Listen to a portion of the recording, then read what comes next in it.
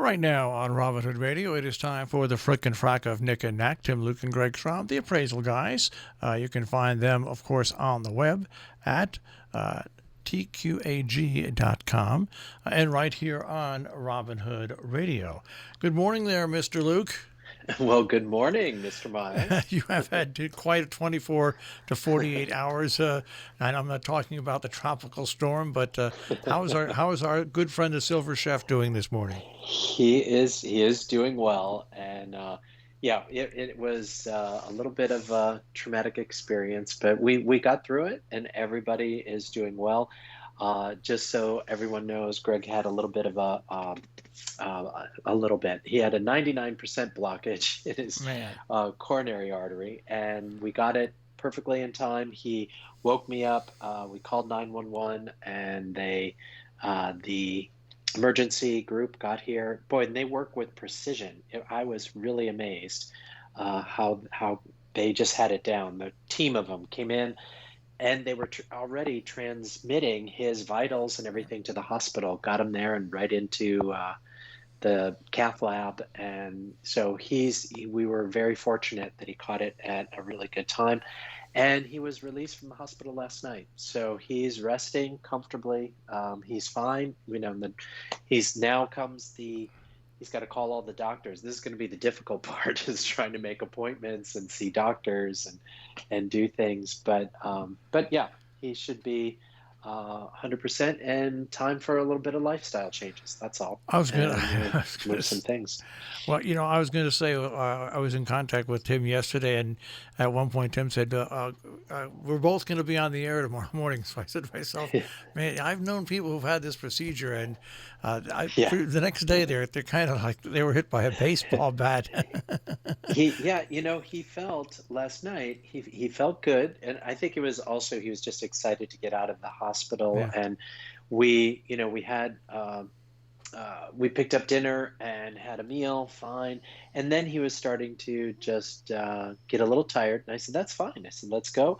I got the dogs out and went to bed, and we went to bed early. And this morning, I said, "Well, why don't you just come and just go for just a little bit of a walk, with the dogs?" And he did a little bit, but that really just kind of put him down. So he's like, "I think I'm just going to rest." And I said, "That's fine. Listen to your body, people. That's the big message here. You got to really know what your body's telling you Well, and I think know what's going I think we're going to have now a heart healthy silver chef in the I future. think that series is coming, Marshall. I think you are Well, correct. I'm so glad that everything was caught in time, Thank you. and that Yes. worked out. And I'm glad that you probably took a little bit of, I think, control was that you've controlled him. Just relax a little bit and settle into the next section of your life, which is going to be different. So Yeah. Oh, yeah. No, and he knows that, and so we're just going to move on. But the part that is still the same is that I do have a little story for you about some things that sold at auction. Have you ever heard of the Gruby company? It's a Gruby Pottery. Have you ever heard of that, Marshall? I have. It's a Yeah, they very commonly, it has a very matte green finish. It's very simple in design. The company itself was founded in Boston, Massachusetts, and I think it began back in 1898. I mean, and it only lasted for a very short time. I think the doors closed in around 1920. So it was a very small production, but that green matte finish vase was the one that most people see. That's what we see commonly as appraisers. Well, there was just an auction at Sotheby's, and they did a whole arts and crafts period, and they were doing design, arts and crafts and design, and there were a number of different pots that came up and vases from different companies. But there was one that was by the Gruby company, Gruby Fiance company. The vase itself was produced around 1900, and they had it estimated at 7,000 to 9,000. Well, turns out that this particular vase had a rare glaze. I mean, it is the first time that it has ever been seen, and they said it's probably the last time. It's the only one that is known in existence, and you've heard us talk a lot about whenever there's the only one, that Yeah. does make a difference. So there was a fierce 45-minute bidding war. Now, you've watched auctions on television. You see, I mean, it's anywhere between maybe a minute to 3 minutes per lot is, I mean, that can take a long time. If there's bidding wars, it might be 5 minutes, but 45 minutes of bidding. And the final, I guess the gavel came down. The final number was $431,250. So you know that there were a number of collectors that recognized that this was the piece to have. Now, don't go thinking and be looking for Groovy pottery and thinking that your piece is going to sell for 400, plus $1,000, because this was uh, a rare glaze that was on the pot, and that's why or on the vase, and that's why the bidders just went crazy. But can you imagine? I mean, I can't imagine just even being in the room and 45 minutes of just active, fierce bidding. That must have been amazing. Now let me ask you a question there.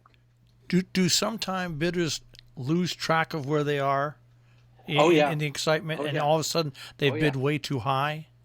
Or they'll say, or they will be the underbidder.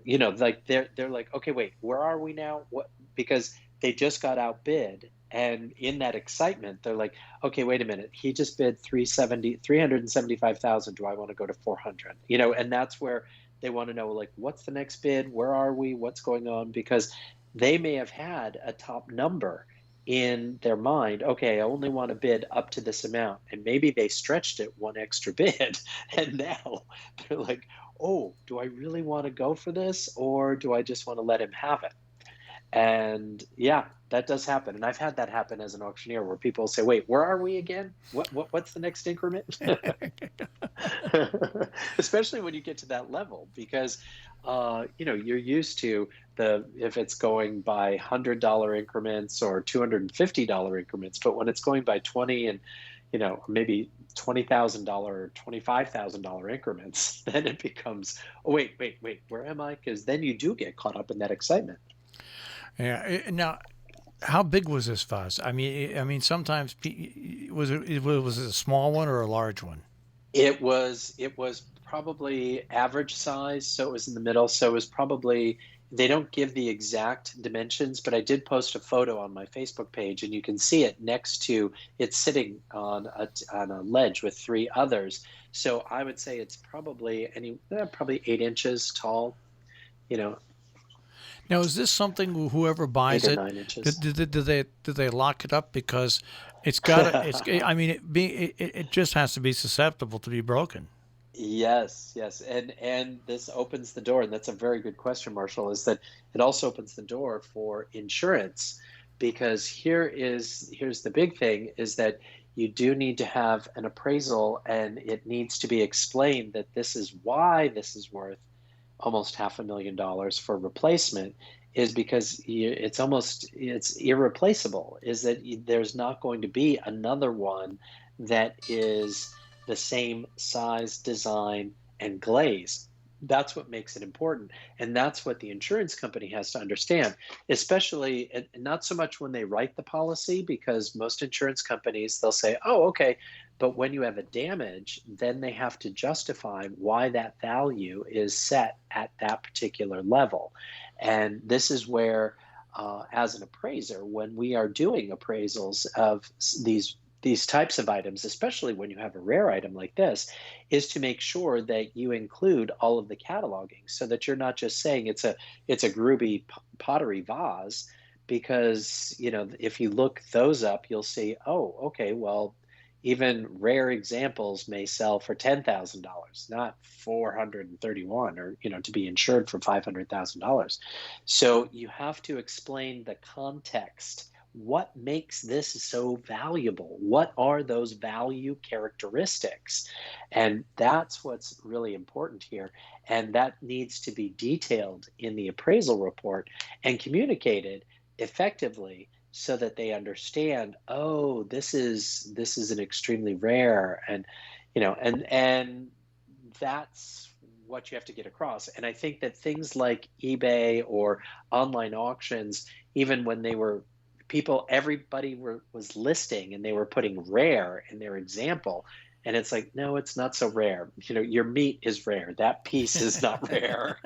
It's like, wait a minute.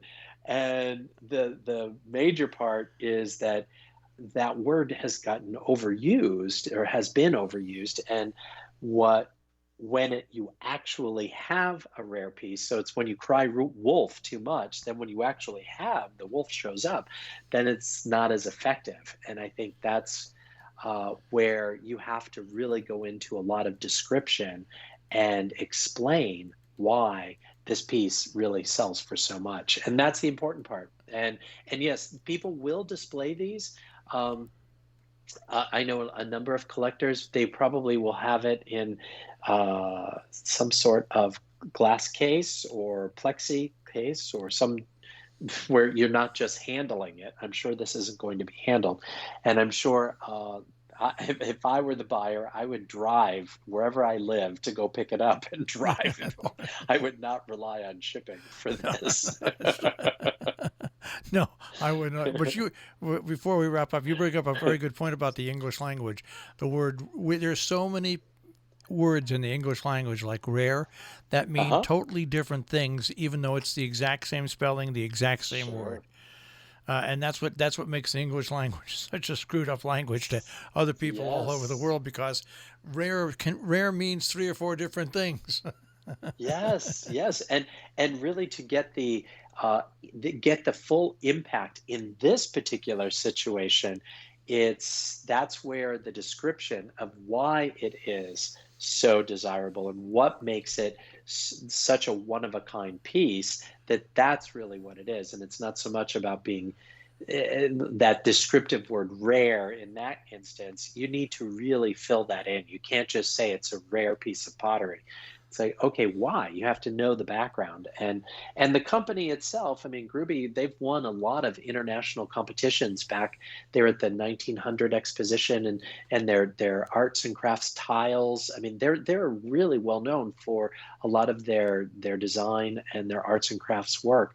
But it's the simplicity of the design and the glaze that really makes a difference when you're looking at pottery. And for this particular company, that was a rare glaze, and that's what really drove the price. So interesting. All right. Well, give our best again to your partner in crime there, and tell him that we're all thinking about him, and I'll be awaiting for his first heart healthy recipe on the Silver Chef website. I certainly will. Thanks a lot for all the well wishes, and he'll be back next week. All right, Tim. Take care. Wonderful. Thanks, Marshall. Take care. Bye. Tim Luke and Greg Strom, of course, the appraisal guys, the frickin' frack of Nick and Knack with Appraise this year on Robin Hood Radio.